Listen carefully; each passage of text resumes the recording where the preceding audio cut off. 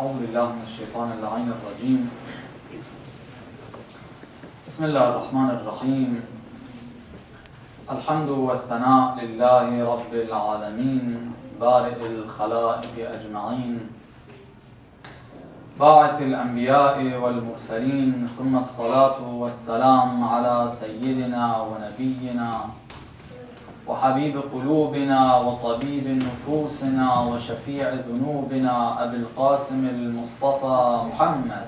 اللهم صل على محمد وآل محمد. وعلى أهل بيته الطيبين الطاهرين المعصومين المكرمين المنتجبين، لا سيما بقية الله في العالمين، روحي وأرواح العالمين لتراب مقدمه الفداء، ولعنة الله على أعدائهم أجمعين إلى قيام يوم الدين. For the hastening and the return of our Imam, please recite the salawat. Allahumma salli ala Muhammad wa ali Muhammad. We'd like to first and foremost express my condolences in these days of mourning and sorrow and grief of our beloved Mawla and Master Amirul Mu'mineen Salamullah alayhi. Today was the anniversary of our Imam being struck with the sword. And we ask Allah subhanahu wa ta'ala to convey our condolences to our beloved Imam al-Hujjah, the Imam of our time, Ajjalallah ta'ala farajahu al-sharif. Allahumma salli ala Muhammad wa ali Muhammad. And we ask him to help us, develop us, to become the people that would support the Imam of our time, unlike the people who did not support Amirul Mu'mineen Salamullah alayhi. Inshallah, with the grace of Allah subhanahu wa ta'ala. What we've been trying to cover and discuss over the past few days has been, since we are in the time that we are approaching the night of Qadr, we've already started one of the nights of A'mal that we try to perform the recommendations, the supplications of these nights. And one of the very important things that we've been taught in regards to these nights is that since what's going to happen to us over the course of the following year, everything, whether we go to Hajj or we don't go, whether we get a job or we don't, we're going to lose our job or we don't, we're going to be able to continue studies or not, our life, being able to go for ziyarat, everything is going to be decided upon. The taqdeer of that will be decided upon on this night. So we're told that we want to try to do what? We want to try to ask, request for what's right for us. Okay, dua, supplication, very important. Many of the du'as, many of the a'mal that we have dua in it. What we usually remember the nights of Qadr for are a few things. One of them is the dua that we open the Quran in front of us and we make the dua, we make a request, and also the dua that we put that on the Quran on our heads. These are all du'as, they're all supplications. We're asking Allah subhanahu wa ta'ala for things. And so since this is such an important time for dua, we want to make sure our du'as are effective, not the du'as that we spend the entire night up and we ask for things, but unfortunately they're not responded to. The calls are not heard. They're not taken into consideration. We want to make sure they are effective. So in doing so, we said there are a number of elements that we need to take into consideration. First being, Allah subhanahu wa ta'ala through the Ahlul Bayt tells us a person who commits sins, God doesn't necessarily hear what they have to say. Allah subhanahu wa ta'ala doesn't necessarily promise and make a commitment that if you call on me that I'm going to respond to you. That's something that we want to try to avoid. That's why on these nights, again, very importantly, we're told, Tawbah, Tawbah, Tawbah. Ask for forgiveness. Ask Allah subhanahu wa ta'ala to help us correct our deeds, not just forgiveness. We want to change. We want to become a better person. Being forgiven is just the first step.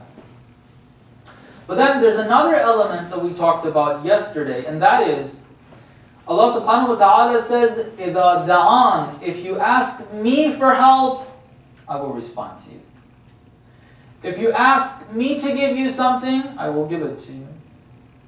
But the unfortunate thing is, a lot of times we're not really asking Him. We're not seriously asking God. Why?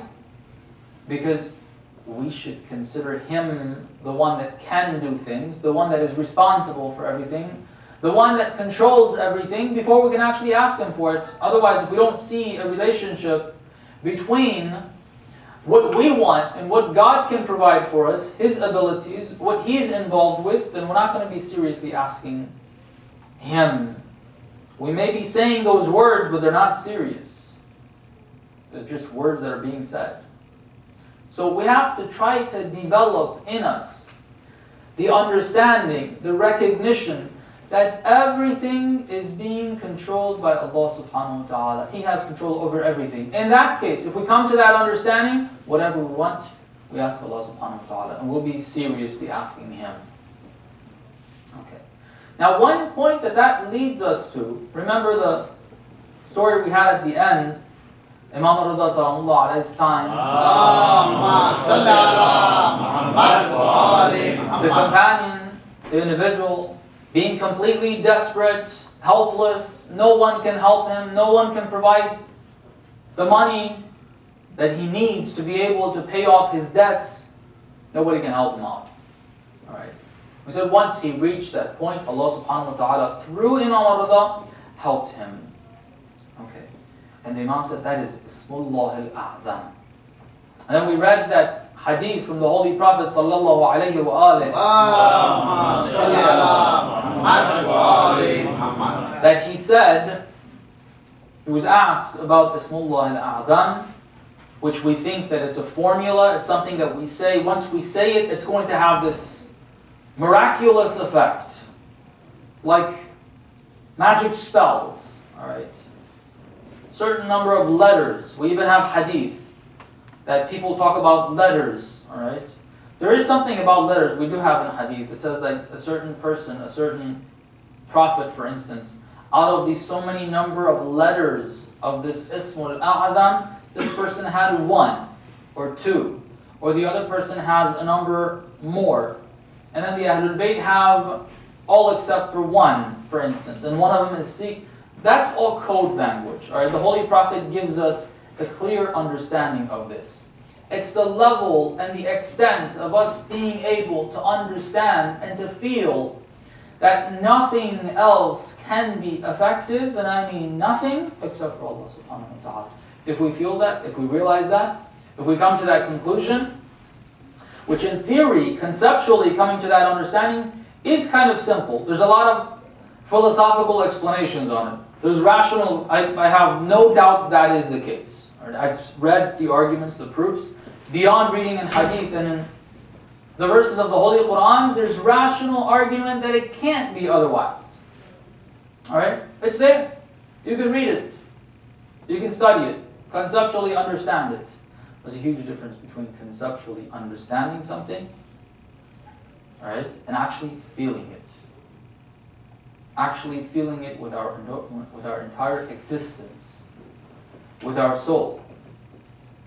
And one of the signs of that is that at the right time, when the time is there for it to show, then we display that belief of ours. It's displayed, it shows itself in action. Reminds me of an interesting story of Imam Khomeini, may Allah bless his soul. Recite some what, please?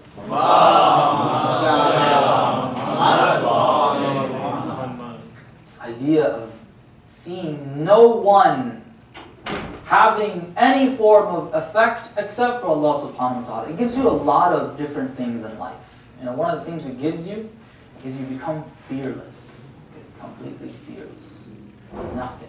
Except for Allah. A lot of fear for Allah, but fear for nothing else.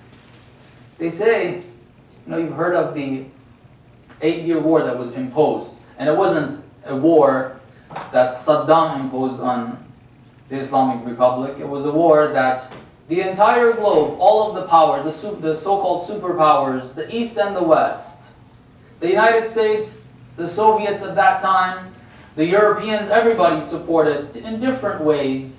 And they all had sanctions against the Islamic Republic. They wouldn't even provide them with barbed wire. They had to go through, according to international law, illegal routes to get that because they were sanctioned. All right? So when that happened, the day that they had the serious attack, the planes came and they started bombing different parts of the Islamic Republic.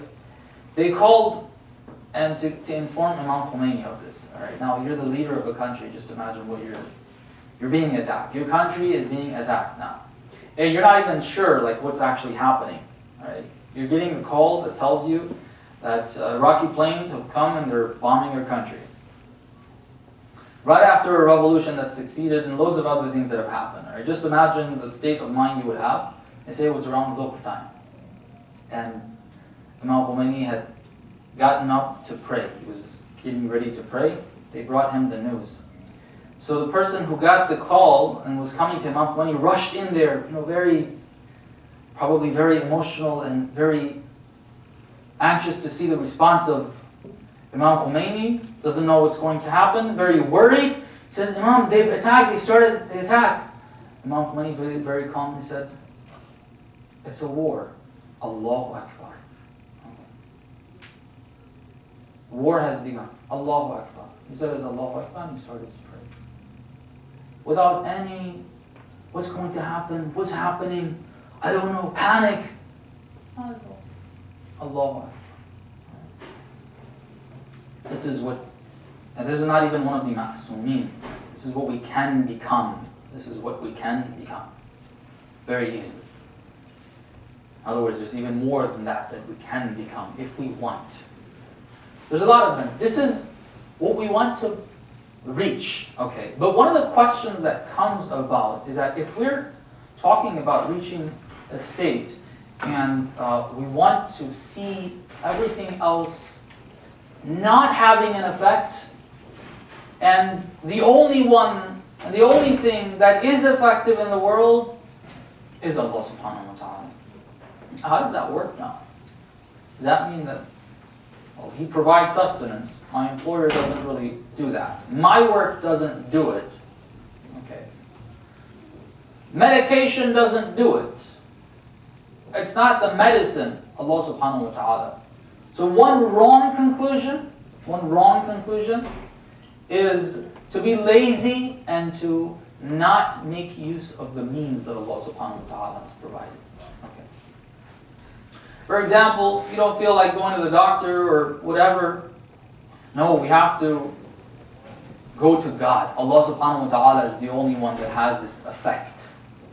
Right? So when I get ill, don't go to the doctor. Don't go to the hospital. Ask Allah subhanahu wa ta'ala to cure the ill. Right? That's what we do. We ask Allah subhanahu wa ta'ala to cure. Right? So don't go to the hospital. You don't need to worry about work. I want to go in late today. I have trust in God. They're not going to fire me. Allah subhanahu wa ta'ala takes care of me. Okay. He's the only one with effect. Everything else does not have any effect. Nothing else has any effect. These are all wrong conclusions. All right? There are two wrong conclusions that we can reach. Both of them are wrong. One is, like most of us, when we're trying to say we should try to get away from this, that we see that object, that person themselves having an effect on us. We see the medication itself having an effect on us. We see our work itself, the way Qarun saw when he was told to provide charity, give some of that away. God has given it to you, and He's telling you, not all of it's yours. I've given control of it to you, but it's not yours. I want you to give it to the ones that need it. He said, no, I gained this myself. Allah subhanahu wa ta'ala, okay, you don't want it? Took away everything, including his life. Alright? Sometimes we think we are effective. Our work has that effect. This is one wrong conclusion. We tried to say that this is not correct. We should try to move away from this. Another wrong conclusion is to see and to say, reach this practical conclusion that I don't use these means. Okay, that's equally wrong. Why is it equally wrong? Because we don't see the reality of it. This is the creation of Allah subhanahu wa ta'ala. It is effective. The medication is effective, but not because of itself. Right? The way the Ahlul Bayt look at things, they take the same means. They don't go to the battlefield. I mean, you've never heard of a battlefield where he has said, I'm not going to take the sword. I'm just going to ask God who's going to take the person's life. All right? God, please just split this guy in half. Okay, he didn't do that. He took the sword. He used the sword very effectively. You wouldn't want to be standing in front of that. Okay. He asked Allah subhanahu wa ta'ala for help. When he took up the door of Khaybar, all right, he used his hand. That's a means that Allah subhanahu wa ta'ala has given. All right? It's God's creation. It has a certain effect. He asked Allah subhanahu wa ta'ala for help, says Bismillah ar-Rahman ar-Rahim, and he takes it.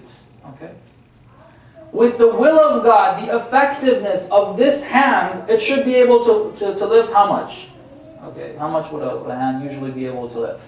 Whatever it is, let's say, I don't know, who can lift, do curls for 100, 200, 300, 1,000 pounds, a ton, okay? With the will of God, the effectiveness of this creation of His can multiply. Right? It can multiply.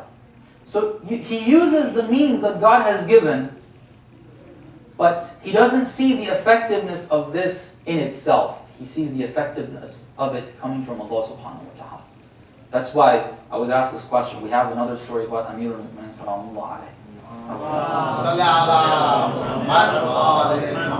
This man who lifted the door of Khaybar single-handedly, a door that needed a number of people to move, not to lift, okay? That was preventing the believers from moving forward. When he became the Khalifa, the type of bread that he used to have, okay? You have this nice soft bread that you get, the loaf bread, all right? You put it in the toaster, get it a little crunchy on the sides, and you have your meal, your food. Okay. Remind you of food while you're fasting, inshallah, in a few more minutes. So anyway, you have this nice bread that you can easily rip apart, use, bite into very easily. Okay. The type of bread Amir al-Mu'minin sallallahu alayhi used to have was not like this at that time. It was made out of barley, okay, and it was very, very hard, to the extent that he had to use his knee to break it. All right, you just very easily tear that bread. Okay, if it's a little harder, use both hands. It didn't work. He had to put it on his knee and use his knee to break it. You have a stick; it's very hard. You can't break with your hands. You put it on your. That's what you do. Okay, so that's what they say he used to do. All right. At one time, the means of the hands is supposed to be strong enough to take out the door of Khaybar, but sometimes it's supposed to have its normal strength. This is the effectiveness that God gives it. And it's not breaking that bread. He has to put it on his knee and break it. Right? He sees the effect coming from Allah subhanahu wa ta'ala. When the event happened, another thing to learn, when the Mal'un struck Amir al-Mu'minin salamullah alayhi, he didn't say, don't bring a physician. They actually brought the most advanced, the most learned doctor of the time to try to diagnose what's happening and what his health circumstances are. He brought that. They brought him, Imam al-Mushtaba. They brought him, they asked. He didn't say, oh, Allah subhanahu wa ta'ala. No. He referred to the means that Allah subhanahu wa ta'ala has put before us. The food we eat, everything. But when they use it, this is the point.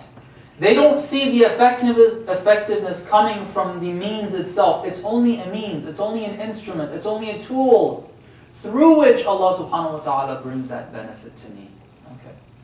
And that's why for everything you thank Allah subhanahu wa ta'ala, because you really see that God did this for me. God brought this blessing to me.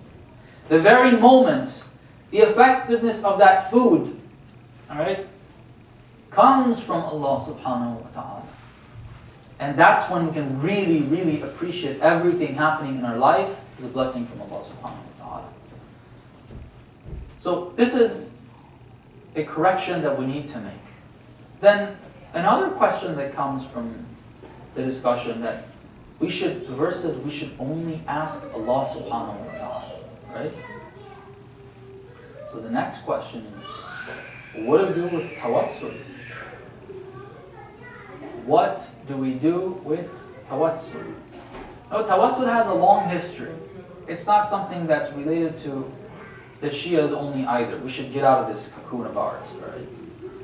We need to understand, tawassul is a Muslim concept. It's an Islamic concept, not limited to the Shia sect.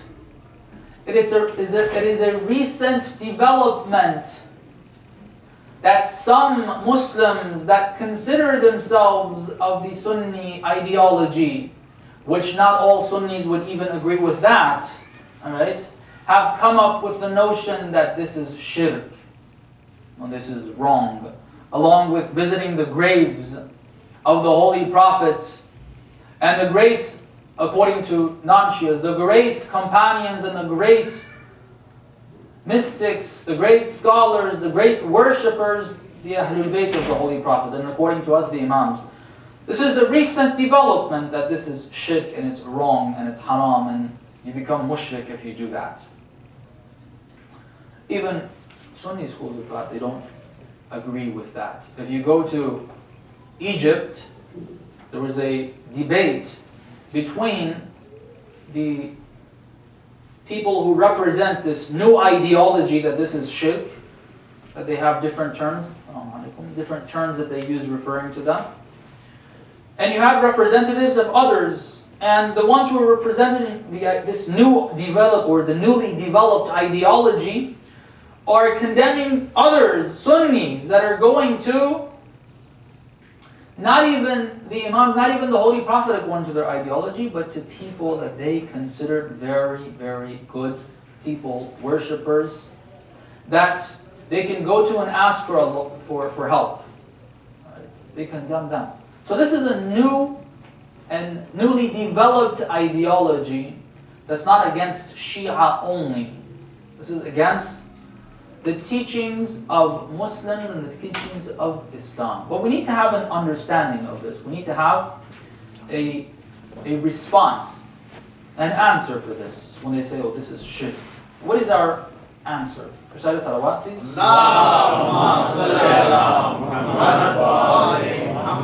And unfortunately, another thing that we're seeing develop, we have what some people like to call, I don't know if you guys use this term or not, but we have Shia Wahhabis now. That this ideology is starting to develop amongst the Shia. Tawassul is wrong. You shouldn't do dua tawassul. Okay, you shouldn't go and ask for help from the Ahlul Bayt. Alright? This is something that's developing and it's shocking.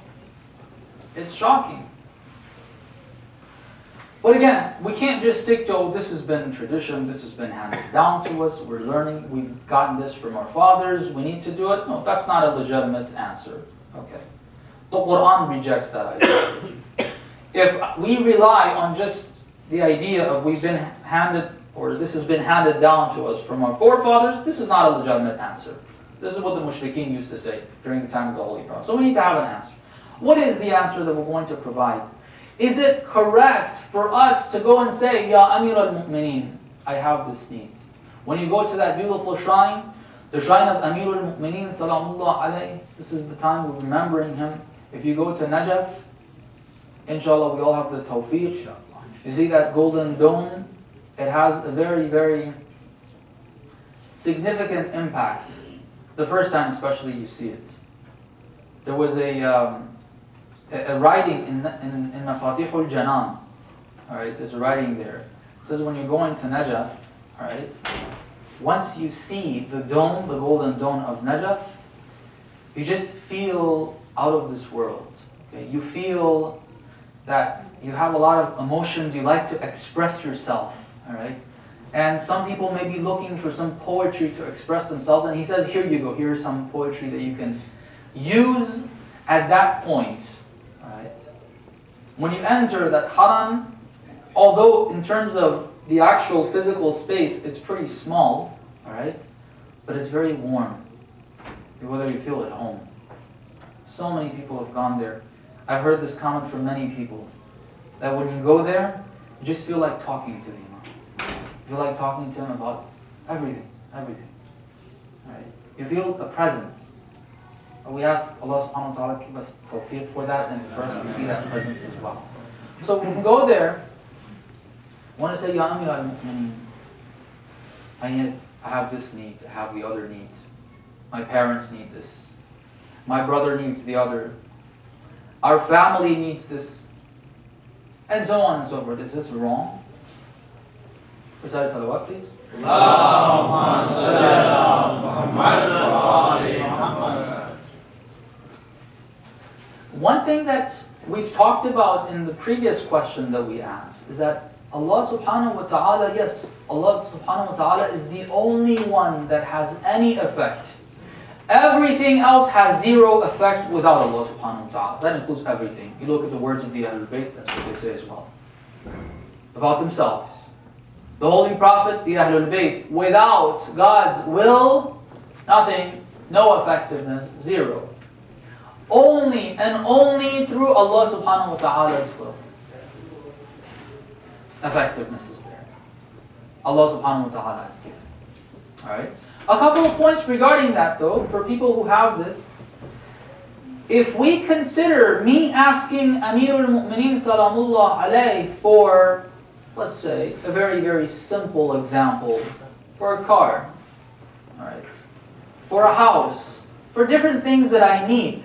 If we consider that shirk, because we are considering that Amirul Mu'mineen can provide that for us, then you know what? We are, yeah, that's right in a sense, and I'll explain. Okay, that is right. But if that's the way we're going to look at it, when I ask you for a glass of water, that's shirk. Right? If I ask any of you here, right now I can't drink it, otherwise I would probably ask for one. Give me a glass of water, that would be shirk. If I ask you to make a phone call to someone and tell them something for me, that would be shirk. If I go and even pay a person to give me a car, that would be shirk. All of that is shirk. Yeah, that's right. But it's shirkul khafi. It's not the one that you pull out your sword and you say, you know, hey, wait a second here, you became mushrik. Alright? You're either going to come back to Islam or I'm going to kill you. Alright? That's not that form of shirk. It's called shirkul khafi. And that's what we've been talking about yesterday, that's what we were saying. The way we look at things, we consider them independently having effectiveness, they have an effect, they can do things to us. That is a form of shirk. It's the people who say we can't ask Amirul Mu'mineen, they're very comfortable going asking people, and if you look into their ideology, it is that form of shirkul khafi. Because they think the doctor actually does cure them. The medicine actually does cure them. But the same way that we can go to the doctor, we're supposed to go to the doctor, ask him for medication, take that, and swallow that pill, but thinking that this is not the thing that actually affects. It's the pill, but God gives it that effect. The same way, I refer to Amirul Mu'mineen Salamullah alayhi and I ask him for something, and I know he can give it to me because he can, but independently, no. With the will of Allah subhanahu wa ta'ala. With the will of Allah subhanahu wa ta'ala. Allah subhanahu wa ta'ala has made them. We don't understand who the Ahlul Bayt are. Right? Trust me. We do not know who the Ahlul Bayt are. And what Allah subhanahu wa ta'ala has given them. Allah subhanahu wa ta'ala, He says He sends His rain not just because of the Ahlul Bayt, but through the Ahlul Bayt. Any blessing that comes to us from Allah subhanahu wa ta'ala is through the Ahlul Bayt. Right? Everything. Even if you don't ask them for it. This is something that we don't understand. I may be accused of certain things now, of course. I'm kind of careful. And because the Ahlul Bayt were very careful. At times they would deny certain things. We don't have ilm al-ghayb. Yeah, there's hadith that says we don't have ilm al-ghayb. Then there's hadith that says we do. Okay. But that was said for some people because they can't get that relationship. They're not strong enough intellectually to understand how they have it and they don't have it. They have it because God gave it to them. They don't have it independently. They have nothing except for what Allah subhanahu wa ta'ala has given. Alright? That's what they try to convey. That's what they try to give us. Yes, they are Asma'ullah. We think Asma'ullah are these words that we write. Okay? But Asma'ullah, the manifestations of the divine are His true Asma'. That requires its own lecture, and I'll leave it for people that are more knowledgeable to explain that. But yeah, they are the Asma' of Allah subhanahu wa ta'ala. The Ahlul Bayt are. So when you're calling upon the Ahlul Bayt, you're calling upon Asma'ullah. Is there anything wrong with that? Can anybody tell you that you can't ask for Ar-Rahman? You can't ask Ar-Rahim? You can't ask Al-Aziz?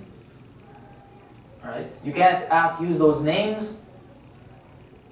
Amir al-Mu'mineen is a manifestation of all the attributes of Allah subhanahu wa ta'ala, not just Ar-Rahman, not just Ar-Rahim. Okay. Now this is an understanding we need to come to. Okay. So yes, we are going to go to the Ahlul Bayt, we are going to ask them, but we need to correct that in our thought. The Imam gives me through what Allah subhanahu wa ta'ala has given me. Right? Some people say, okay, well, maybe this is not shirk, but isn't it just better to go and ask Allah subhanahu wa ta'ala? Just go directly. You don't have to, right? It's not haram, okay, I get that. But is it wrong to go ask God directly? I want to go ask God directly. Well, the answer to that is, yeah, you can, and we should go to both, but there's a reason why you're supposed to go to Amir al-Mu'mineen. You're supposed to go to the Holy Prophet. You're supposed to go to Imam al-Mujtaba. You're supposed to go to the Lady Fatima al-Zahra salamullah alayha. You're supposed to go to Imam al-Hussein. What is that? That is sometimes what we ask for, we don't have the capacity to take it. We are not worthy of it. God wants to give it to us, but we can't take it. Right? We're not worthy of it. And we need to have someone else that if we go to them, the combination of the two, we're going to, because of that other person, we're going to be able to receive that. And this is why that is also referred to as shafa'ah. The word shafa'ah means having another person, okay, a pair. When I'm going and asking Allah subhanahu wa ta'ala for something, but then I pair that with Amir al-Mu'mineen, with Imam al-Mujtaba, with Imam al-Hussein, with Imam al-Hujjah, with the Ahlul Bayt, okay? I wasn't capable of receiving this. I'm not worthy of it. But because of the Holy Prophet, Allah subhanahu wa ta'ala gives it to me. Because then I can receive. Right? It's important, yeah. Ask Allah subhanahu wa ta'ala too. It's not either or. It's both. You ask Allah subhanahu wa ta'ala, you ask Amir al-Mu'mineen. But Amir al-Mu'mineen as a creation of Allah subhanahu wa ta'ala, that God has given this effect to Amir al-Mu'mineen. He has given this power to give these things. Yes, He has. But these, yeah, we're supposed to ask Him. We said salawat.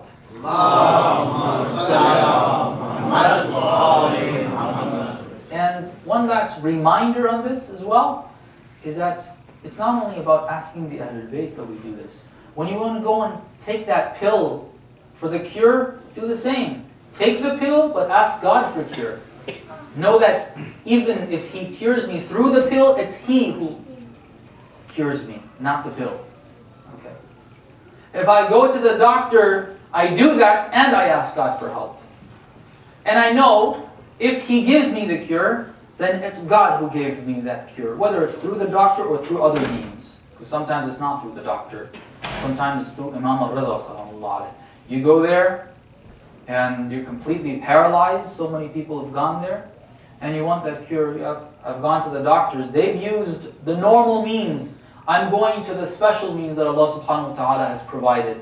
God help me. Imam al-Rida help me. Imam gives him that cure. And sometimes we go through those means. These are all means that Allah subhanahu wa ta'ala has provided for us. Recite salawat. Allahumma salli ala Muhammad wa ali Muhammad. The next thing in regards to du'as that is very important, I'll just introduce the topic and we'll start discussing it tomorrow, is what we ask for. What we ask for is very important. One of the areas why it's important is the effectiveness of the dua. Alright. Sometimes the dua is not answered because of what we asked for. Okay. Because of what we have asked for. We need to try to look into this. What do we mean by this? I'll give you a very simple example, then we'll discuss it further tomorrow. Sometimes we have people making du'as. The Ahlul Bayt say, don't make this dua. God is not going to answer that. He's not going to make it come true. Alright? It's impossible, meaning that God is never going to do that. Example, one thing we find in hadith, and I'll give similar examples that sometimes maybe we ask for, or we expect maybe. In a hadith, a companion came to the Imam and said, I'm making this dua, can you also make the dua for me that Allah subhanahu wa ta'ala answers and responds to it? What is your dua? I want to ask Allah subhanahu wa ta'ala, please, I am weak, don't test me in this world because I will fail. The Imam told him, don't make that dua, don't waste your time. It's not going to come true. God is never going to respond to that call and answer it and not test you. This is the world. He's created this for testing. You're supposed to be examined here. That's the whole purpose. And why you're supposed to be examined here, a long story. But the purpose of our being on this earth is to be examined. Allah subhanahu wa ta'ala has put us here just to be examined so that we can deserve and we can receive the benefits and the blessings in the hereafter. Alright? So if you ask for that, it's not going to happen. This one, I'm not sure if people ask for this, but some of the expectations that maybe sometimes people ask for, right? One of the things that, I don't know if you say it in your, there's different cultures here, but in all cultures, I'm not sure if this is said. But if someone passes away, one of the things that in some cultures is common to say is that, I hope this is the last grief that you have in your life. All right, this is the last one. You don't get any more. Well, if that's a dua, it's never going to come true, right? Because it could mean one of two things, right? It means that until the end of your life, you're not going to see anybody else die, okay? Or the second one, as the brother guessed, is that I hope you die soon, that you don't you don't see anybody else dying, okay? One of the two. If it's the second one, it may come true, but we don't hope for that, usually. But that's not going to happen. He has said He's going to take our loved ones away. That's one of the tests. That's one of the examinations. Sometimes we expect and we pray, God, don't give me illness. He's going to give us illness. This is what the world is all about. Okay. Poverty. Not feeling that. That's one of the things we're going to be tested with. At times, we're not going to have... We can't ask for these types of things, all right? There are certain du'as that are not going to be answered, and we're going to learn more about this, inshallah, tomorrow. So it's very important for us to learn what types of du'as to make for them to be answered. Okay. We ask Allah subhanahu wa ta'ala to be able to, for us to benefit from that, inshallah. Sallallahu alayka ya Amir al-Mu'minin. Sallallahu alaykum ya Ahl Bayt al-Nubuwwah wa mawdi'a ar-risalah wa mukhtalaf al-malaa'ikah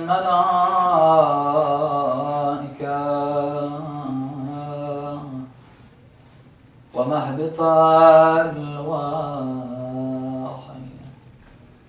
وخزان العلم ومنتهى الحلم. May Allah Allah's peace and blessings be upon you, my beloved Holy Prophet, and the Ahlul Bayt.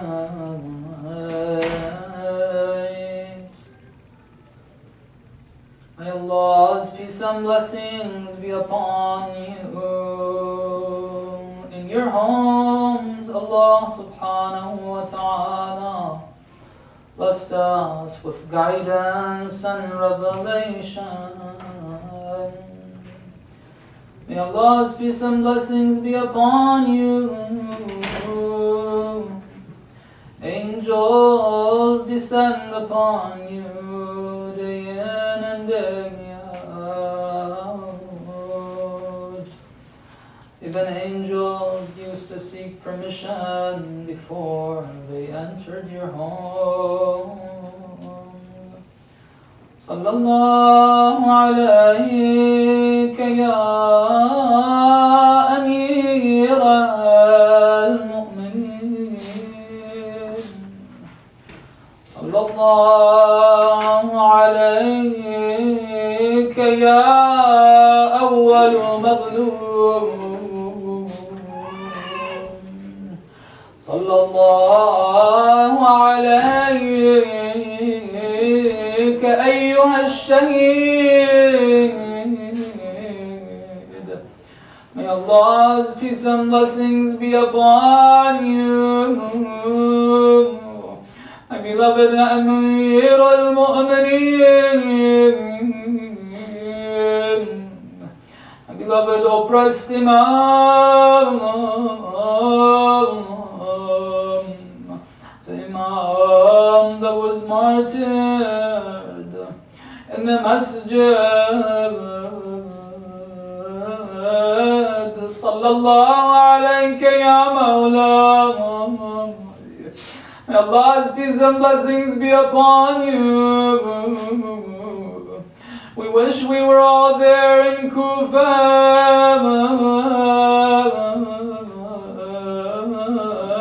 to give you the support that the people did not. Amir al-Mu'mineen was left alone many times. In Medina he was left alone. People came to the door to take him for forced allegiance and bay'ah. And the only one that protected the Imam and was loyal to him was the daughter of the Holy Prophet, the Lady Fatima Zahra.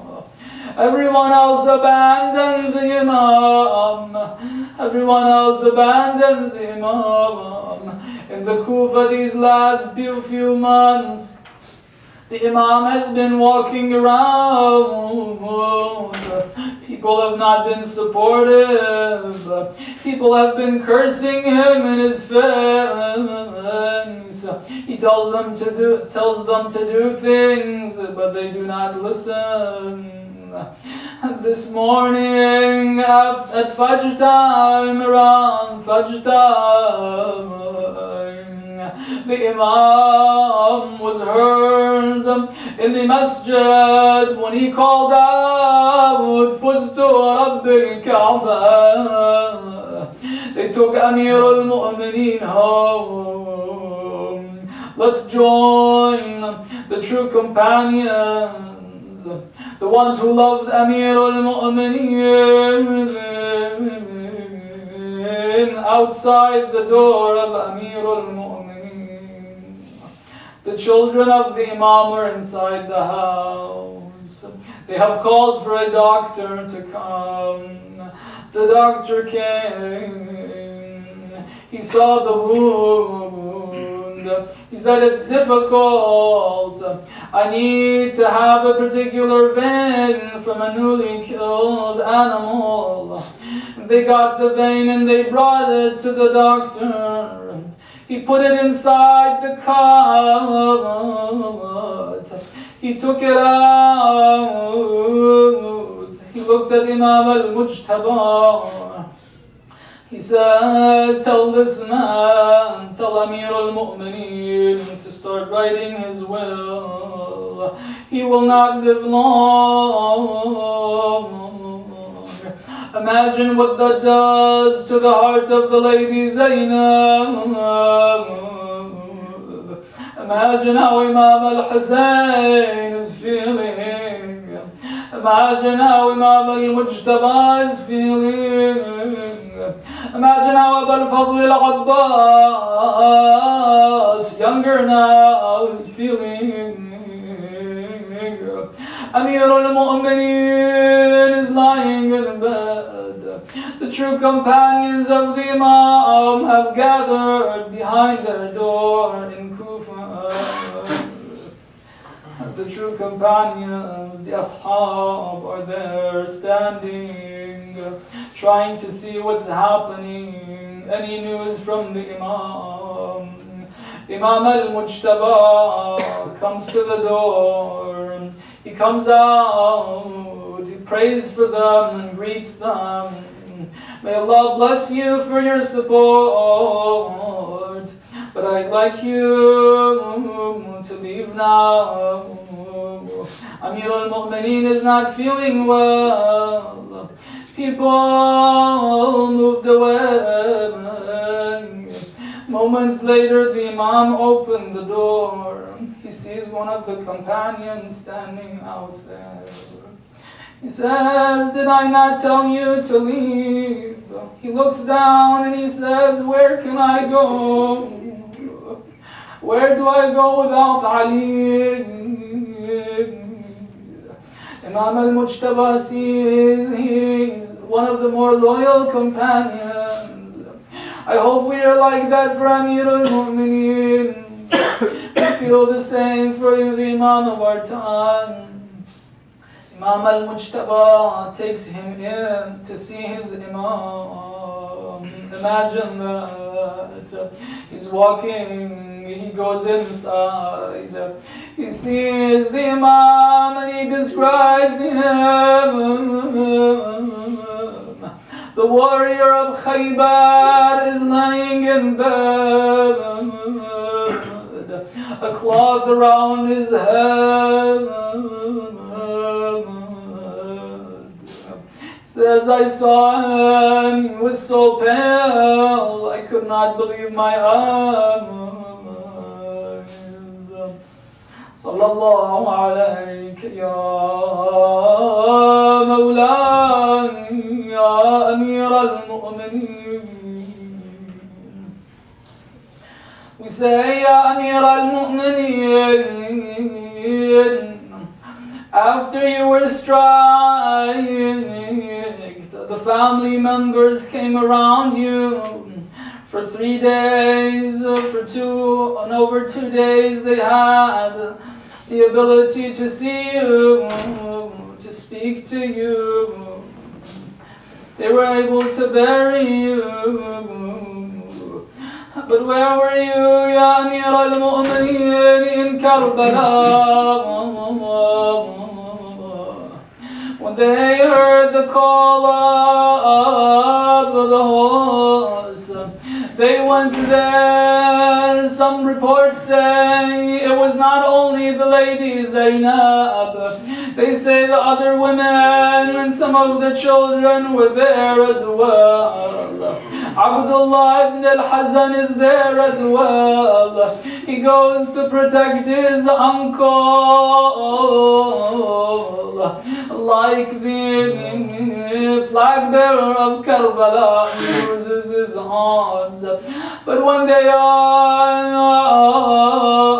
around the Imam, the women and children would like to be standing by the Imam. But the enemy does not allow them to come close. Later on, when the daughter of the Imam, Imam al-Hussein, wants to visit the body of her father, this is after the battle is over. How can she even find the body of her father? These bodies don't have heads on them. I don't know how she was able to find her father's body. The lady Sukaina sat down to have a few moments to speak to her father, Imam al-Hassan. The enemy sees them. They come with their weapons, with their lashes. They start beating on her. They did not even allow the Ahlul Bayt to see their father after this. لعنة الله على القوم الظالمين. وسيعلم الذين ظلموا أي منقلب ينقلبون. اللهم إنا نسألك وندعوك باسمك العظيم الأعظم الزهراء وأبيها وبعالها وبنيها السر المستودع فيها لكي يا الله يا الله يا الله يا الله يا الله يا الله يا الله يا الله يا الله يا الله يا رحمن يا رحيم يا مقلب القلوب ثبت قلوبنا على دينك وعلى محبة أوليائك. Ya Allah, we ask you, by the right of Amir al-Mu'mineen, by the right of the Lady Fatima al-Zahra, by the right of the Holy Prophet, that you hasten the return of our Imam. We ask you by the right of the Holy Prophet and the Ahlul Bayt, that you help us become true companions and soldiers of our Imam. Ya Allah, we ask you to prolong the life of and give good health to all of those who are helping the cause of Islam, especially the Marad and especially the leader. Ya Allah, we ask you by the right of the Ahlul Bayt on these nights to forgive us all of our sins. We ask you to forgive our parents, our grandparents, our relatives, all believers, those who are alive, those who have left this world. We ask you to forgive them all of their sins. Ya Allah, we ask you to grant all of the believers with the hajat, the needs, the requirements of their material life, their spiritual life. Cure all of those who are ill. Cure all of us who have spiritual illnesses. Ya Allah, we ask you by the right of the Imam of our time to relieve all the people of the world of the oppressions that they are facing. النبي وآله رحم الله من قرأ الفاتحة مع الصلوات.